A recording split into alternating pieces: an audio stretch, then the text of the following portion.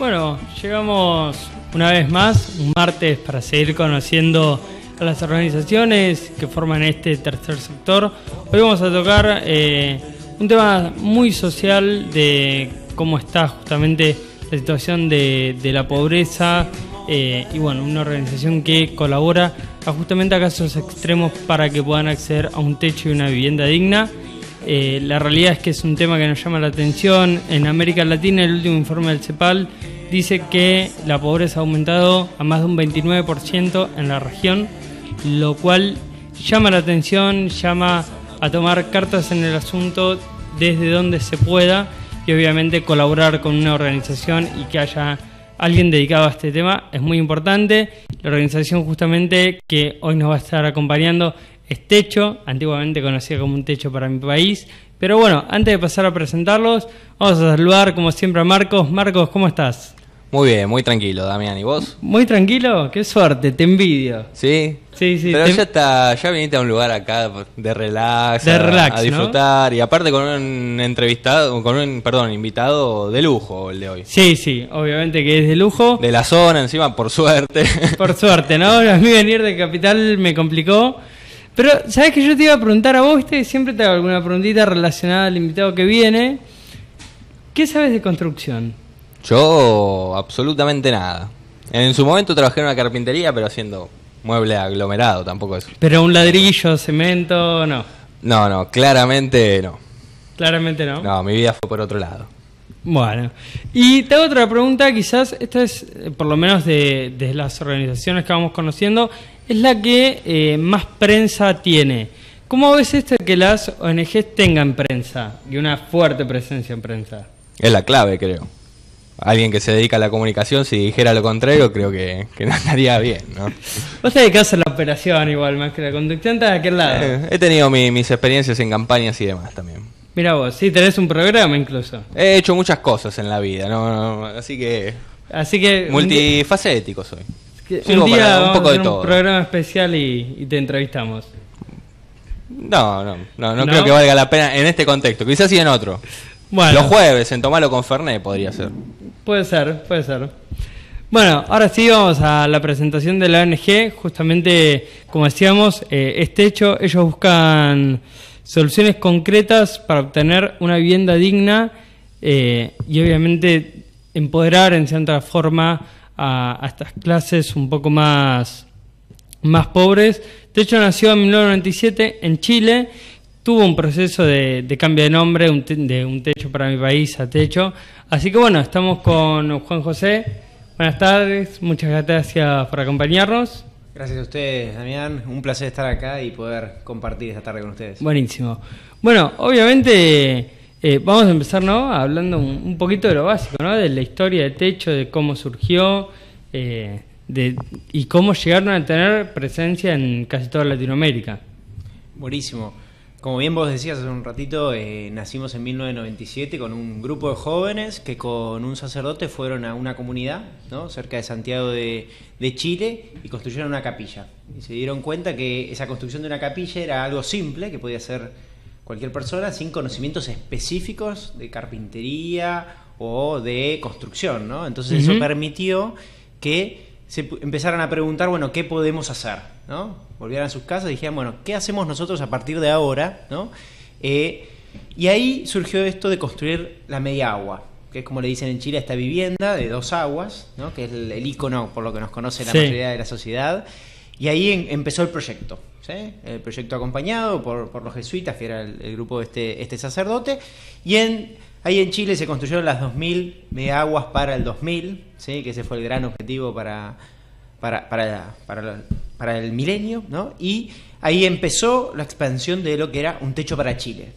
O sea, en 3 años hicieron 2000 casas. 2000 casas, exactamente. 2000 viviendas de emergencia, ¿sí? Que son viviendas de emergencia por algo puntual, porque son módulos de 6x3, ¿sí?, que buscan solucionar un problema urgente, de emergencia, ¿no?, donde vive la familia. La familia vive en tierra, ¿no?, sin servicios y demás, pero hay un problema habitacional que es el que buscan reemplazar, ¿sí?, o sea, solventar ese cuarto, ese espacio extra para que pueda vivir la familia y demás.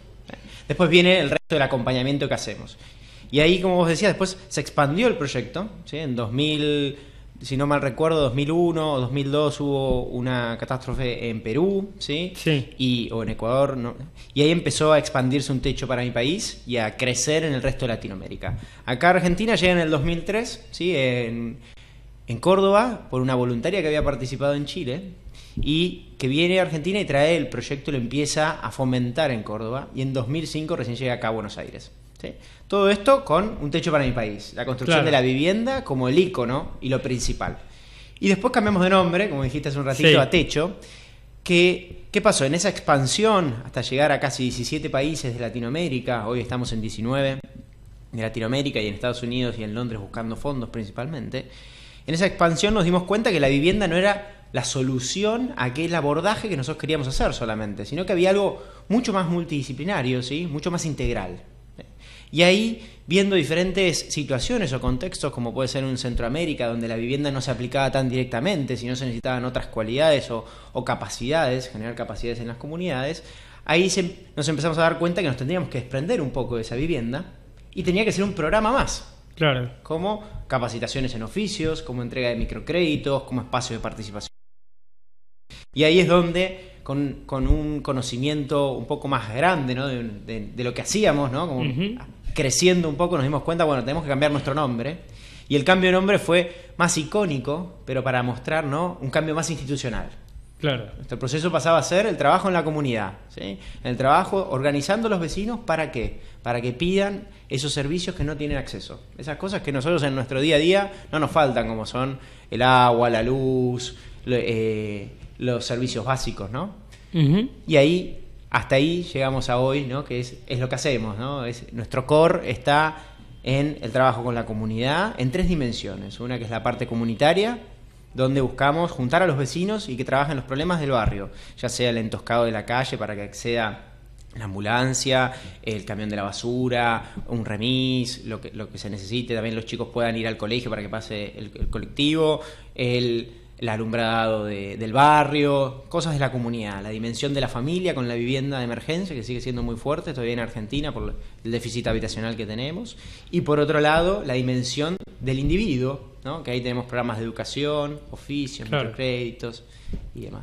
Claro, vos me decías esto, ¿no? Del déficit habitacional que hay en la Argentina.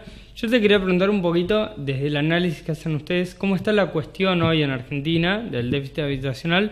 Pues por ahí muchas veces nos concentramos acá en Buenos Aires y obvio en las villas de emergencia, pero yendo al interior, el déficit muchas veces es mayor, quizás no en densidad poblacional, pero sí en la calidad que tienen las viviendas o en la calidad de vida que tiene la gente, que acá llamaríamos que está en un barrio carenciado, allá es mucho peor.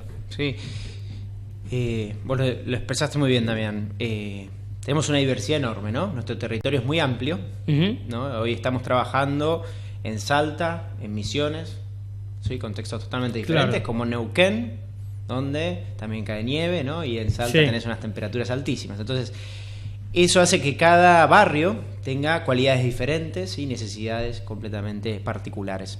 Lo que vemos es, hay una gran necesidad. Nuestro relevamiento del 2013, hicimos un relevamiento de asentamientos informales en el territorio donde estábamos. Relevamos casi donde vive el 60% de la población de nuestro país. Y este año lo estamos terminando y se publica ahora en noviembre, el relevamiento de asentamientos informales. Y en el 2013 relevamos que había 1.834 asentamientos, ¿sí? Donde vivían aproximadamente 550.000 familias. La necesidad de la vivienda es muy icónica en nuestro país porque creemos que eso es lo principal, ¿no? Sí, obvio. Pero desde Techo abordamos como la mirada como integral. Creemos que la solución no viene solamente por entregar una vivienda o generar los módulos de viviendas sociales, sino por acercar la salud, ¿sí? La salita que bueno, fue perdiendo, ¿no? Fuerza a medida que crecieron los hospitales y demás, y nuestro sistema de salud fue decreciendo, las escuelas, ¿sí? El acceso a todos los servicios, la mirada como más integral, todo lo que necesita el ser humano, ¿no? para crecer. Sí, obvio. Y desde ese lado, ¿no?, nos damos cuenta que todas las comunidades tienen grandes necesidades. ¿Qué le pasa también en nuestro país? Es muy icónico las villas de emergencia que tiene la ciudad de Buenos Aires, sí, y son las que más salen en los diarios, ¿no?, o en la televisión. Pero el Gran Buenos Aires tiene muchísimos asentamientos, sí, en el primero, sí, segundo y tercer cordón, ¿no? Y así lo mismo Córdoba, Rosario, donde estamos presentes, en Misiones estamos en Oberá y en Posadas, en Salta Capital, en Tucumán abrimos este año y demás. No tenemos un número específico de la necesidad de cantidad de viviendas, ¿sí?, claro, que va a salir ahora en noviembre con el nuevo reglamento que estamos haciendo, pero sí el programa de la vivienda de emergencia sigue teniendo sigue presentando una necesidad enorme, ¿sí?, para aquellas familias que viven hoy en día en un piso de barro, ¿sí?, en un techo con agujeros o con paredes de lona, y que es un primer pequeño paso para conseguir algo mejor. Claro, sí, obvio. Y bueno, esto obviamente lo hacen a través de una gran cantidad de voluntarios que tiene Techo. ¿Cómo es un poquito el programa de voluntariado? ¿Cómo lo llevan adelante? Más, sabemos que al ser una organización tan grande, coordinar a tantos voluntarios no es tan simple. Bueno, es un desafío.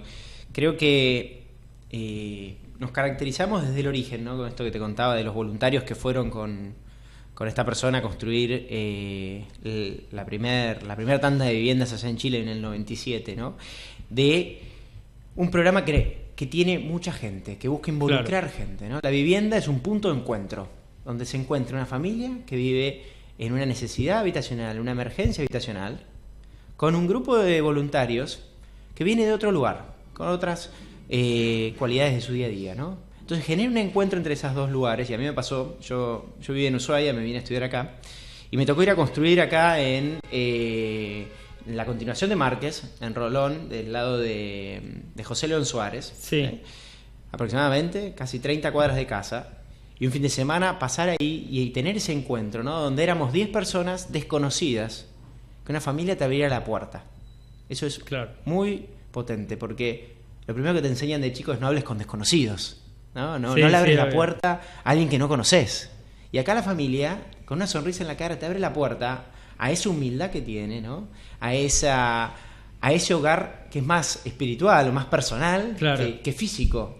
Y compartís en un fin de semana tantas cosas que creo que te van marcando, ¿no?, y te van determinando en aquello que querés continuar. Y yendo a tu pregunta, Damián, es un desafío tener esa masividad, porque por año estamos construyendo aproximadamente 2.000 viviendas, que involucran casi 10 voluntarios por vivienda, y después, por fin de semana, somos 1.500 personas que vamos a las comunidades donde estamos trabajando, ¿sí?, aproximadamente, claro, 108 asentamientos en todo el país, ¿sí?, y 1.500 personas que van y trabajan en esos asentamientos de diferentes perspectivas, como decíamos un ratito, desde este espacio vecinal, desde la construcción de viviendas, el reglamento para ver a qué familias hay que construirle, cuáles son las de mayor urgencia hoy, las capacitaciones en oficios, microcréditos, ¿no?, toda esa amalgama de programas y proyectos que tenemos en la comunidad.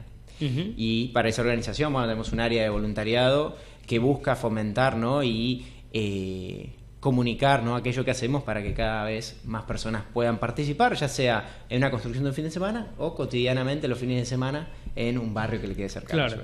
Y justamente esto que vos me comentabas, ¿no?, de la gente que te abre las puertas, estar ahí el fin de semana, ustedes sacaron ahora una campaña de microdocumentales que la verdad yo vi un par y muestran muy de adentro esto, ¿no? ¿Cómo surgió esta idea? ¿Querés contarme un poquito del tema? Bueno, hay que visibilizar, ¿no? Ese es el gran concepto, y como dice la campaña que se llama Invisibles, ¿no? Queremos, y en el marco de nuestra campaña anual de las ciudades que queremos, nadie es invisible principalmente. Y eso es lo que buscamos mostrar ahí, aquellas cosas que a nosotros nos fueron marcando, esas experiencias que hemos tenido con los vecinos de los barrios, ¿sí?, esa rosa, esos nombres que uno se le graban en la memoria, y comunicárselo, mostrárselo al resto de la sociedad. Aquellos que a veces no pueden participar porque tienen otras tareas o participan de otros lugares, mostrarle esto y acercárselos, ¿no? Ese fue el principal objetivo. Acercar polos, ¿no? Como hacemos en este punto de encuentro que tiene la vivienda, que es muy representativo y que tienen todos los espacios que tenemos, mostrándolo en un microdocumental que se puede ver en nuestra página, en techo.org.ar/invisibles, donde hay 6 documentales que muestran diferentes aristas. Buenísimo.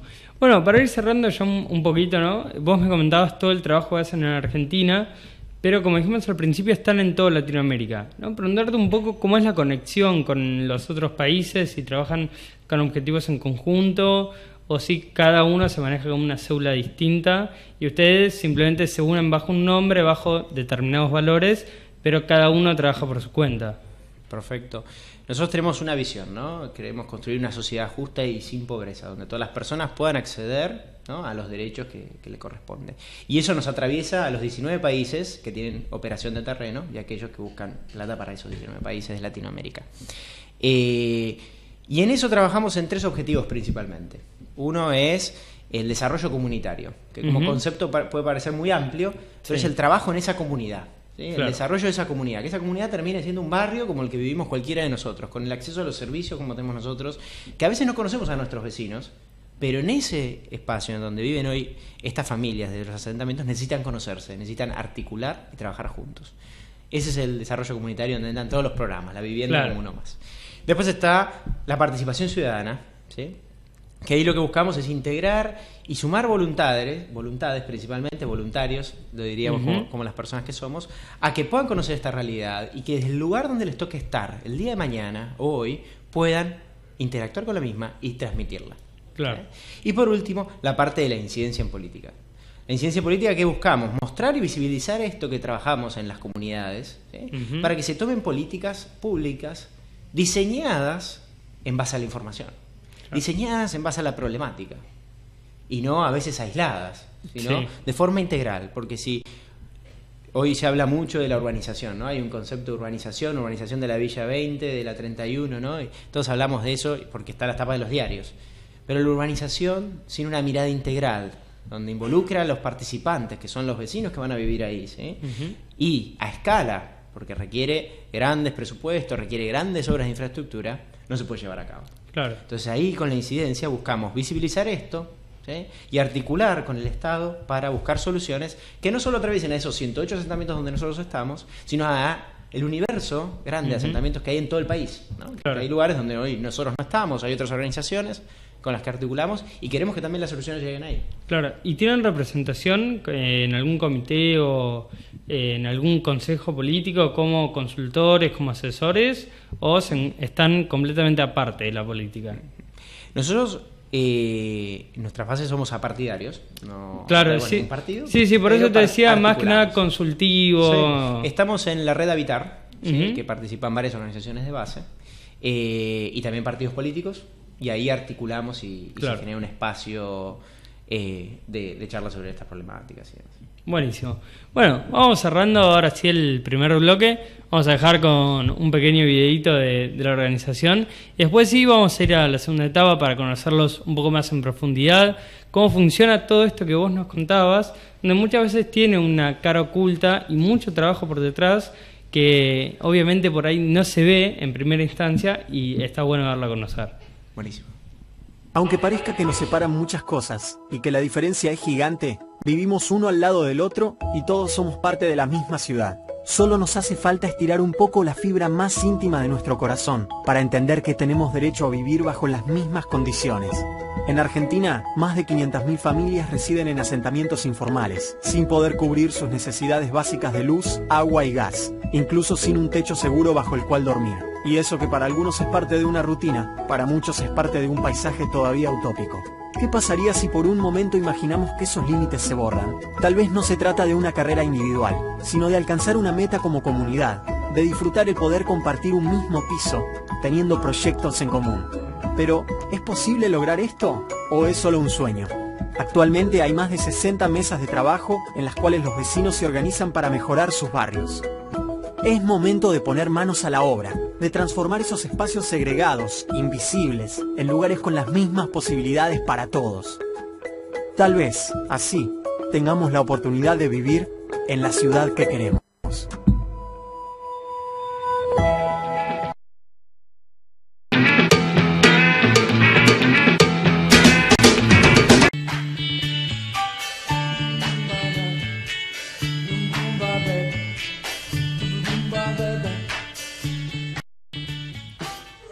Bueno, este espacio se llama Más allá del nombre, pero yo tengo que arrancar preguntándoles por el nombre. ¿Por qué se dio el cambio, no, justamente de un techo que vos me dijiste bien, era un techo para Chile, un techo para mi país, y ahora terminaron siendo techo, ¿no? Bien. ¿Por qué se da todo ese proceso? Como vos decías, fue un cambio de imagen, pero bueno, ¿por qué vino también ese cambio de imagen? Buenísimo. En el 2010 se hizo un encuentro de vecinos de todos los asentamientos donde nosotros trabajábamos en Argentina. Fueron 2 personas o 3 personas, no mal recuerdo, a Perú, y ahí se hizo un encuentro y se puso en común el trabajo de techo visto por aquellos que están del otro lado, por aquellos que trabajan con nosotros en la comunidad, que son los que reciben lo que nosotros hacemos, pero a su vez trabajan codo a codo con nosotros. Y ahí se vio que hacíamos muchas cosas, y había que definirnos, ¿no? Había que empezar a trabajar eso y ordenarlo. Eso sumado a lo que contabas un ratito, ¿no? Que la vivienda en países como Centroamérica no era tan prioritaria, sino era más prioritario el trabajo del desarrollo comunitario, del organizar la comunidad, trabajar la dimensión de la organización para que la comunidad pueda ir y pedir al municipio la luz o el acceso de algún servicio puntual, más allá de la luz, o la llegada del transporte público y demás, ¿no? Entonces, en esa conjunción de cosas, más allá del cambio de nombre, ¿no? Que el cambio de nombre también es para hacerlo más simple. Un techo para mi país, la gente decía, bueno, son los de un techo, son los de techos, claro, son los de un techo. Como que había una disparidad en lo que se decía sobre nosotros. Eso se buscó también simplificar con la palabra techo. Pero el cambio más profundo es el cambio para adentro, ¿no? El cambio que ordena y nos dice que lo principal es el trabajar en la parte comunitaria. La vivienda trabaja la dimensión de la familia, como decíamos hace un ratito, y acompaña a esa familia que vive en emergencia. Pero la parte que hace que la comunidad salga adelante, esta mesa participativa que nosotros le decimos mesa de trabajo, es la que permite traccionar y hacer que lleguen los servicios. Vuelvo a repetir esto, pero es más icónico pensar en donde vivimos nosotros, ¿no? Nosotros salimos y tenemos asfalto en la calle, tenemos un foquito de luz de alumbrado público, pasa el basurero, el agua abre la canilla. Sí, completamente. Esas cosas que nosotros tenemos son las mismas que todos aspiramos a tener, ¿no? Entonces ahí es donde ponemos el gran foco y ahí es hacia donde fue también gran parte de este cambio institucional. Claro, obvio. Y bueno, nos decías al principio, ¿no? Que todo esto salió de un lado religioso, ¿no? Que salió construcción de una capilla con un cura. O sea, tienen un origen religioso, pero hoy en día no se ve ese origen que tienen. ¿Sigue estando de puertas para adentro? ¿Ya se dejó un poco de lado? ¿O cómo lo manejan? Buenísimo. Cuando el proyecto se empieza a transmitir a otros países de Latinoamérica, una decisión, y también ahí en el principio en Chile, una decisión de los fundadores, ¿no? y también del sacerdote jesuita que acompañaba el proyecto, fue hacerlo con apertura religiosa. Claro. Es decir, acá queremos involucrar a toda la sociedad, porque parte de nuestra misión es involucrar a todos los actores de la sociedad, sea el Estado, el privado y aquel particular, para que pueda acompañar la solución de esto, ¿sí? Y ayudar a que los asentamientos dejen de ser asentamientos. Entonces, con esa visión, ¿sí? Es que se abre, ¿no? el techo y no tiene un tinte religioso puntualmente, sino lo que busca es mantener los valores, ¿sí? Los valores que se fueron transmitiendo durante todo el tiempo, que son nuestro optimismo, la solidaridad y demás, que nos acompañan, y eso es lo que se busca y se sigue haciendo. Hoy, puertas adentro, no tenemos ninguna religión, ningún credo así particular, ¿sí? Y las personas que participan son de todos los credos. Sí, cada uno lleva lo suyo. Claro. Buenísimo. Bueno, obvio, vos me contabas un poquito que los fines de semana hacen un trabajo muy fuerte con las comunidades, donde se analiza con quiénes van a trabajar.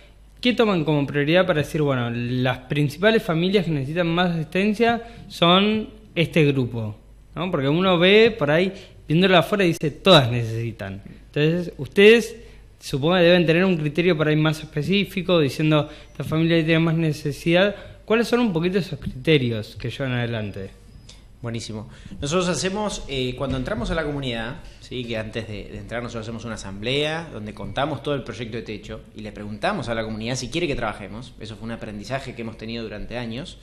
Ahí la comunidad acepta y nosotros entramos con los diferentes programas que haya aceptado, tanto de educación o la vivienda o aquello que hayan querido. Con la vivienda en particular, esta de lo que es la construcción con alguna familia, cómo hacemos para la selección, ¿no? Ahí hacemos un relevamiento, una especie de censo, donde las familias se pueden ir anotando y nosotros pasamos los sábados, que vamos por lo general en la mañana, de 10 a 1 por lo general, dependiendo cada uno de los barrios y lugares de nuestro país, y hacemos una encuesta, ¿sí? Que esa encuesta busca como captar de forma objetiva diferentes dimensiones, tanto desde la parte de los ingresos, el estado de la vivienda, los núcleos familiares, ¿no? Cuántas personas son y cómo se dividen, ¿no? Porque hay veces que viven los padres con uno de sus hijos que está con su mujer y con sus hijos, entonces ahí hay varios núcleos, ¿no? Claro. Hay mucha gente. Y cada una de estas dimensiones se compone, ¿no? Nos permite componer una especie de priorización, ¿sí? Que en base a los recursos que tengamos como organización para decir, bueno, podemos construir X cantidad de viviendas, ¿sí? En una cantidad de barrios donde estamos presentes, podemos asignar esas cantidades de viviendas, no sé, 10 viviendas a este barrio, 10 a este barrio, y ese mismo equipo puede decir, bueno, a ver, en base a las prioridades que son el hacinamiento, el estado de la vivienda y la composición con las restantes, ¿no? De ingresos y demás, bueno, ¿cuáles son las familias que más necesidades tienen? ¿Cuáles son las que hoy están en una peor situación y necesitan esta vivienda? Claro. Y ahí es donde arranca el proceso de asignación, donde se le va a la familia y se le cuenta que fue asignada con una vivienda, porque teníamos recursos para hacer una vivienda, y se le pregunta si la quiere, ¿no? Porque no le imponemos que necesitas esta vivienda. No, querés la vivienda, hemos visto que tenías una necesidad, y ahí la familia puede aceptar o no, y ahí la familia se compromete a aportar un porcentaje, ¿no? de la vivienda que es significativo, ¿no? Lo que busca el porcentaje es un 7%, depende el lugar de nuestro país, puede ser 700 pesos, 1.000 pesos, que lo que busca es involucrar, ¿no? Y hacer que la familia sea parte de esa construcción que es propia. Claro, ¿la vivienda se construye en el mismo terreno de la familia o se busca otro terreno? Bien, ahí depende mucho del estado del terreno. Si Claro. la vivienda tiene 6x3, si la vivienda entra en ese terreno, si ellos capaz que se mudan o tienen otro terreno, ¿no? Y ahí es donde se construye, donde ellos tengan el terreno, siempre y cuando ellos estén participando en esa construcción. Claro. ¿Y las comunidades también ponen gente para participar y para ayudar en las construcciones? Porque he sabido que justamente las comunidades donde más lo necesitan son los que más se comprometen también, ¿no? Para mejorar su ambiente. Por ahí no me tocó a mi casa, pero igual te ayudo porque ayuda a mejorar el ambiente en el que vive esa comunidad, y también muchos porque trabajan en el rubro de la construcción y tienen conocimientos. Sí, a ver, el trabajo en las comunidades, los vecinos se conocen todos y se ayudan entre todos, ¿no? Hay muchos que son familiares, hay otros que son muy amigos, y en ese fin de semana de la construcción se genera algo muy lindo, como charlamos hace un rato, que es un punto de encuentro, ¿no? El construir esa vivienda para la familia genera un encuentro en personas desconocidas, ¿sí? Con un grupo que somos conocidos, capaz que los que vivimos ahí, ¿no? La familia conoce a sus amigos y los invita a sus familiares y todos vienen a participar. Entonces esa unión, ¿no? Es muy potente. Y ahí participa. Después en otras construcciones invitamos de vuelta a esas familias que le hemos construido para que vengan a construir a su otro vecino. Claro. Y se genera una inercia, ¿no? De que se empiezan a contagiar y hay otros que van a otros barrios a construir y demás. Hay una participación ahí. Claro, está muy bueno.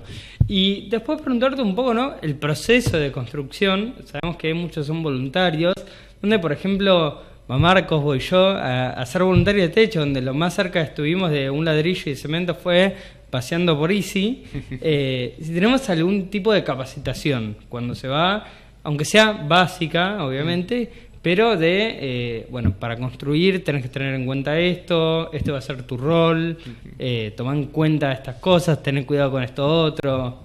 Buenísimo. Nosotros, cada cuadrilla, como la llamamos, ¿no? Que es un grupo de 10 personas más o menos, dependiendo de la cantidad de voluntarios que seamos, que va a construir la vivienda, tiene 1 o 2 referentes que ya hayan construido y ya se han capacitado, que le decimos jefe de cuadrilla, ¿no? Claro. Ellos buscan capacitar a todo el grupo, contándole cuáles van a ser las etapas que iremos desarrollando el fin de semana. Lo bueno que tiene es que es una construcción en seco, ¿sí? Entonces que ¿Qué es esto? Que son paneles prefabricados de madera, que no se necesitan conocimientos técnicos de cómo realizar una mezcla o nada puntual, sino más la fuerza de voluntad y ahí el acompañamiento del jefe de cuadrilla que va acompañando y va guiando, ¿no?, en esa construcción. Así que lo bueno que tiene la vivienda también ahí es no se necesita un conocimiento técnico y puede participar cualquiera. Obvio.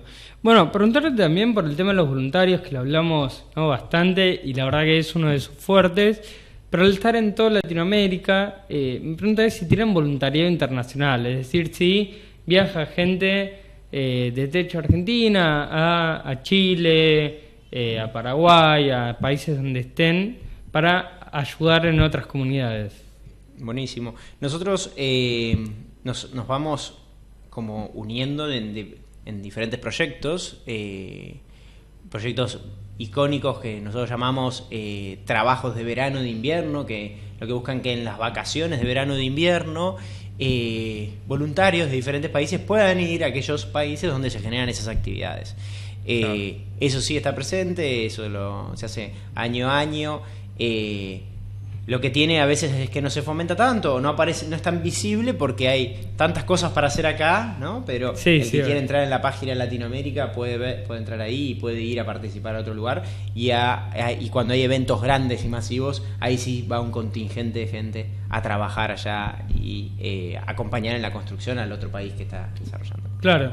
Y esto vos que decías, no, de entrar en la página, a ver, yo la verdad que estuve metido bastante en la página de ustedes para armar justamente el programa, y vi que tienen un comité directivo bastante grande comparado a por ahí otras organizaciones, obviamente mucho más chicas, también con mucha menos presencia, pero bueno, ¿cuáles son las funciones de todo este comité que ustedes tienen?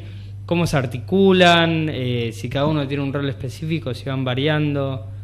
Buenísimo. Nosotros, como te contaba hace un ratito, Damián, somos 1.600 personas que son voluntarias, acompañadas por 160 personas que son rentados, ¿sí?, que hay en las diferentes sedes donde estamos trabajando. Hay una oficina nacional acá, que lo que buscan es coordinar, ¿no?, desde la búsqueda de fondos, la búsqueda de voluntariado y demás, cada una de las áreas que tenemos, que esas áreas participan personas rentadas así como voluntarias. Es amplia esa estructura por la dimensión territorial en la que tenemos, ¿no? Estamos presentes en 9 provincias, con 12 oficinas, abriendo un par de oficinas más, y eso hace que requiera un mayor soporte, ¿no?, y mayor presencia y acompañamiento a la gran cantidad de voluntarios que somos y que participamos. Claro. Además tienen un centro de investigación social, además, ¿no?, de todo el trabajo en campo, se dedican también un poco a ver el estado de la cuestión. ¿Cuándo surge esto? ¿No? Esto es algo bastante desconocido, o por lo menos yo no lo tenía. ¿Cómo lo llevan adelante? ¿Cuáles son los trabajos de investigación que impulsa, que llevan adelante? Y si se publican en algún lugar también. Perfecto. Nosotros creemos que sin información uno no puede trabajar, ¿no? Sí. La información es clave para tomar decisiones y poder acompañar ese trabajo que hacemos en las comunidades. El Centro de Innovación lo que busca es generar información de esas comunidades donde trabajamos. Y esto que charlamos hace un ratito, el relevamiento del 2013 que estamos actualizando ahora y se va a publicar en noviembre, es lo que busca hacer en gran parte como monitoreo de los programas y otras acciones así que va trabajando el Centro de Investigación para nutrir la propia operación que tenemos, la parte de monitoreo y evaluación de nuestros programas, y así como visibilizar y brindar información al Estado para que tome decisiones de políticas públicas. ¿Sí? Claro. Ese es como los grandes focos que tiene el Centro de Investigación. Acá en Argentina el Centro de Investigación nació en el 2013, ¿sí? 2012-2013, y este será nuestro tercer reglamento de asentamientos informales que estaremos presentando en noviembre, que se puede ver en nuestra web, ¿sí? O en la página mapasdeasentamientos.org.ar, ¿sí? Donde hay un mapa de nuestro país, en las localidades donde nosotros estamos presentes, donde se puede ver los asentamientos que hay en esas localidades, pintados como polígonos, y ver qué se está haciendo. Eso está en nuestra página también y cómo articular. Buenísimo. Y bueno, un poco para ir cerrando, ¿no? Hay muchas organizaciones que trabajan el tema de la pobreza. Pero Techo, la verdad que se hizo muy conocida, muy difundida, como decíamos al principio, tienen una gran prensa, incluso tuvieron varios embajadores famosos que obviamente potenciaron el crecimiento de la organización. Pero ¿cuál crees vos que fue el punto que hizo a Techo resaltar, ¿no?, por sobre las demás? Si el trabajo de campo, si este buen trabajo de prensa, si la profesionalización que tuvieron. Yo creo que nuestra masividad es algo que nos representa, ¿no? La cantidad de gente que participa, tanto en la construcción en un fin de semana, como todos los sábados. Y eso contagia, ¿no? Eso genera un boca en boca que nos hace ir posicionándonos, ¿no? Creo que tenemos mucho por hacer, hay mucho por trabajar y la problemática es muy amplia. Creo que ha habido gente y hay gente que nos sigue apoyando y nos empuja para ser cada vez más visibles. Pero tenemos un desafío, ¿no? Que es un trabajo de la pobreza, como vos decías, abordada desde la parte del hábitat. Claro. Que es compleja de entender. Porque cuando hablamos de pobreza, uno muchas veces se imagina la pobreza de la falta de recursos. Y nosotros entendemos la pobreza como una mirada multidimensional, ¿sí? La falta de recursos, los accesos a los servicios, diferentes miradas que hacen a cómo solucionar esa problemática que se vive en esos asentamientos. Claro. Buenísimo, bueno, creo que los conocimos, ¿no?, bastante más. Está bueno, la verdad, saber todo esto que tienen detrás, justamente del nombre y de lo que se puede ver en una campaña o en una acción puntual que ustedes hacen, donde, como decíamos al principio, Techo justamente está asociado directamente con la construcción de viviendas, pero como vos bien nos contabas, tienen muchos planes más, y la verdad que ese trabajo y conocerlo bien a fondo está muy bueno. Bueno, ahora ya vamos a ir cerrando el bloque, nos queda la parte final, donde todos siempre se nos ponen nerviosos. Nuestra idea fue para que sea relajar, es una pequeña trivia para ponerlos a prueba, entre comillas, ¿no?, de el conocimiento que tienen en realidad de lo que es el mundo del tercer sector. Justamente nosotros buscamos dar a conocer todo lo que involucra el tercer sector y obviamente también preguntarles sobre temas que ustedes manejan, que durante la charla ya me contestaste todas las preguntas, pero hicimos la trivia, así que te vamos a hacer las preguntas. Dale, genial. Así que bueno, vamos cerrando este bloque y después ya venimos con la trivia.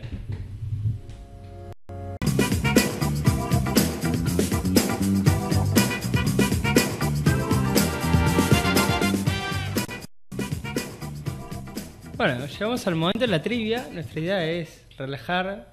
No estás funcionando, esperamos que seas el primero que se relaja.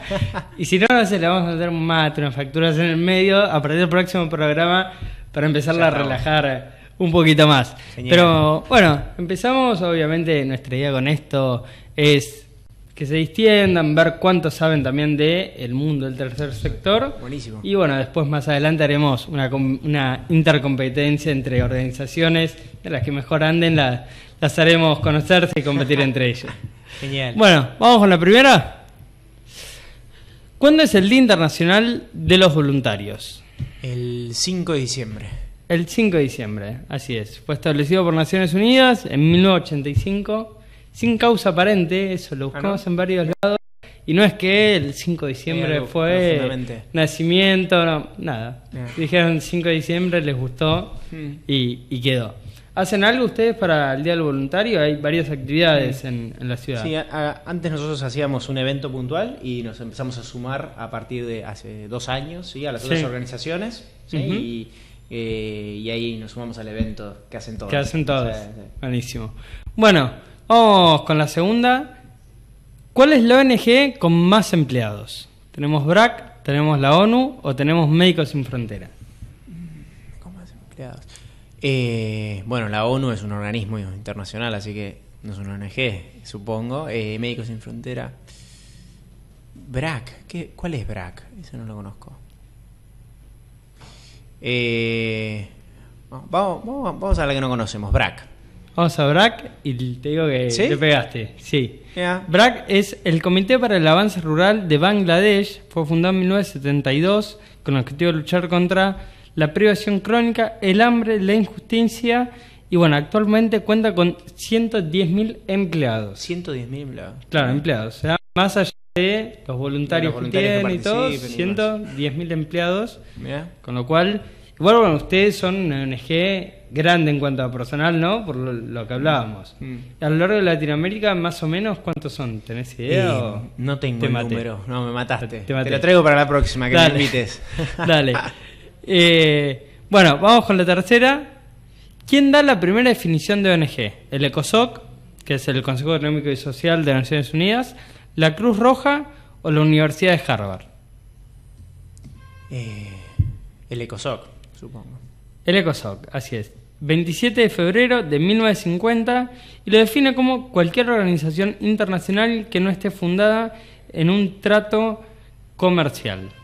Así que... claro, no hay una transacción. Hay una transacción, ¿no? Con beneficios. Exactamente, en el medio, así que estás pegando todo, ¿eh? Venimos bien. 3 de 3. Estuve estudiando con los chicos antes. Vamos con la cuarta. ¿Qué es la economía social? ¿El sector público, el tercer sector o el sector privado? El tercer sector. El tercer sector. Sí. Estás on fire, estamos con seguridad. Sí, con seguridad, ni necesitas las opciones. Digo. Vamos con la que sigue. ¿Qué entidad no forma parte del tercer sector? Siendo un poquito con el tema. ¿Fundaciones, asociaciones civiles o sociedades colectivas? Y vamos por descarte, sociedades colectivas. Sociedades colectivas, son un tipo de sociedad comercial. Justamente. ¿Ustedes cómo están inscritos? Nosotros como asociación civil. ¿Como asociación civil? Sí. Buenísimo. Sí, las dos primeras son parte del sector, así que fuimos por descarte. Bueno, vamos al área de ustedes. ¿Qué es la línea de pobreza? El promedio de pobres en un país, el nivel de ingresos mínimo necesarios para adquirir un adecuado estándar de vida, o es la línea máxima de pobreza que puede tener un país sin que colapse su sistema. Bien, bueno, acá la definición es bastante acotada, ¿no? Nosotros creemos en la pobreza multidimensional y hasta ahora las definiciones nunca han tomado esa medida, ¿sí? Los organismos empiezan a hablar un poquito de eso, pero no han puesto nada, pero es la vez, ¿no? El nivel de ingresos mínimos necesarios para adquirir un adecuado estándar de vida. Sí. Más también por el lado de educación. Claro, medir integralmente, ¿no? Aquellas faltas que hay para poder dimensionar la pobreza como algo multidimensional, ¿vale? Sí, como viene siendo, ¿no? Todo últimamente que se está viendo ya del lado multidimensional y no tanto la inseguridad como la falta de seguridad. Claro. Es que uno podría llegar a tener buenos ingresos, ¿no? Para solventar a su familia, pero si no tiene una buena educación, ¿no? La proyección o el crecimiento de esa familia se puede llegar a estar vulnerado, no tener salud cercana, ¿no? Todas las otras partes que no se pueden saldar solamente teniendo ingresos, ¿no? Claro. Bueno, vamos a la que sigue. Te digo que venís con todo, vamos con la séptima. ¿De qué se encarga la CEPAL, que es la Comisión Económica para América Latina y el Caribe? De promover el desarrollo económico y social de América Latina y el Caribe, busca crear un mercado común latinoamericano o ser prestamista de aquellos países cuyas deudas internacionales pongan en riesgo su estabilidad. Promover el desarrollo económico y social de América Latina y el Caribe. Con todo estás, ¿eh? Un asesor que trabajó en la CEPAL, Bernardo Kosakov, y es bueno tenerlo cerca porque nos da esa mirada económica, ¿no? Integral, aparte que está bueno. Muy bueno. Bueno, vamos con la que sigue. ¿En qué país de América no se encuentra techo? En Cuba. En Cuba. Esto ni te iba a leer las opciones, ¿no? Ya que venís pegando todo en esta, ni correspondía. Nos conocemos, pero sí, Cuba. ¿Por algo particular no están en Cuba o no surgió la oportunidad todavía de llegar? No ha surgido la oportunidad que conozca. Hemos ido a Haití cuando fue el terremoto, ¿no? Sí. En Puerto Príncipes. Tienen su parte, ¿no? De catástrofes, ayudar un poquito. Ayudamos en las catástrofes cuando vemos que podemos ayudar con algo, ¿no? Claro. Eso fue lo que aprendimos también en los últimos años. Porque ir por ir a veces genera que no podemos hacer nada, ¿no? Pero en Puerto Príncipe estuvimos con el terremoto, como en Chile también estuvimos con el terremoto y se hicieron casi 100.000 viviendas en los meses que estábamos. Mirá. No solo viviendas de techo, ¿no? Porque en Chile la vivienda, la media agua es una vivienda social. no es propia de la organización. Acá en Argentina se concibe, bueno, vivienda, la vivienda esa es la vivienda de techo, ¿no? Pero es diferente. Pero sí, hemos trabajado con las catástrofes. Creemos que igual hay una catástrofe cotidiana, que es aquella que viven todas las familias vulnerables que están en nuestros países, y esa también la que queremos visibilizar, ¿no? Claro, obvio. Bueno, vamos con la que sigue. A ver, te quedan 2 para terminar imbatible, ¿eh? Te digo que nunca pasó, así que... ¿Cuál es la utilidad del coeficiente de Gini? ¿Medir solo el hambre que hay en una sociedad? ¿Medir la desigualdad social? ¿O mide la educación de la sociedad? La B, medir la desigualdad social. ¿Estás? ¿Vamos bien? A una de la perfección, ¿eh? Lo usamos. Estás con todo. Bueno, vamos con la última. A ver si en esta te podemos agarrar o no. ¿Qué mide el índice de progreso social? Mide la extensión en la que los países satisfacen las necesidades sociales y medioambientales. Mide la extensión en la que los países satisfacen las necesidades económicas. O mide la extensión en la que los países satisfacen las necesidades públicas. ¿Te agarramos? Voy a ir por el nombre igual, porque... Te agarramos. Estamos complicados acá. Índice de progresión social. O sea, voy a ir por la primera, porque las otras dos hablan de lo económico y lo público, pero voy a ir por la primera. La A. Y está bien. ¿Estamos bien? Está bien, vamos. Voy a ser invitado de vuelta, entonces. Sí. Completamente, completamente. La verdad, la primera vez que pasa, así que después te vamos a hacer llegar algún premio cuando haya te lo mandamos. Bueno, la verdad que nada, un gusto tenerlos, que nos hayan podido acompañar en el programa, y obviamente, si bien conocíamos su trabajo, profundizar en lo que hacen y conocer un poco más, y conocer también esta cara oculta, ¿no?, del trabajo que se hace desde adentro y de todo lo que demanda, está bueno. Obviamente, bueno, preguntar de si tienen algún evento grande o algo que esté cerca para poderlo compartir, y bueno, también que nos dejen las redes sociales y los canales de comunicación para todos los que se quieran poner en contacto con ustedes. Buenísimo. Primero, bueno, gracias también a vos y a tu equipo por abrirnos las puertas, y bueno, a tu audiencia por acompañarnos esta noche. Como en nuestra página pueden participar, ¿sí?, en www.techo.org.ar, ¿sí?, ahí hay diferentes espacios y están nuestros eventos. Este fin de semana estamos construyendo en diferentes partes de nuestro país. Aquellos que viven acá en Buenos Aires también, así que lo podrán ver ahí en la página. Y también aquellos que quieran participar desde otro lugar, haciendo alguna donación y demás, también en www.techo.org.ar/socios pueden ahí conocer un poco, ver también la página de Invisibles con los documentales y aportar desde el lugar que uno quiera.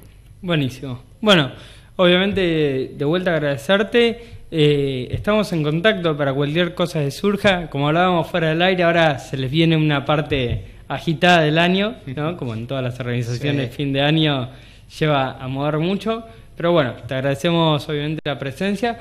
Después también nosotros lo que siempre le pedimos a los invitados, si nos pueden mandar algún material en vivo, filmado, construyendo alguna vivienda en crudo, y nosotros lo reproducimos y lo compartimos para que la gente vea, ¿no?, cómo es de adentro y más allá del video institucional, de cómo hace Techo, ¿no?, algo más en crudo y de cómo se trabaja completamente en el campo. Así que buenísimo. Esperamos para compartirlo obviamente al aire. Sí. Y bueno, nosotros nos estamos reencontrando ya el martes que viene para seguir investigando un poquito todo esto que tienen para ofrecernos el tercer sector, justamente estas manos que ayudan a la sociedad a estar en pie donde el Estado a veces falla. Así que nos reencontramos el martes que viene para seguir explorando por Real60.com. Muchas gracias.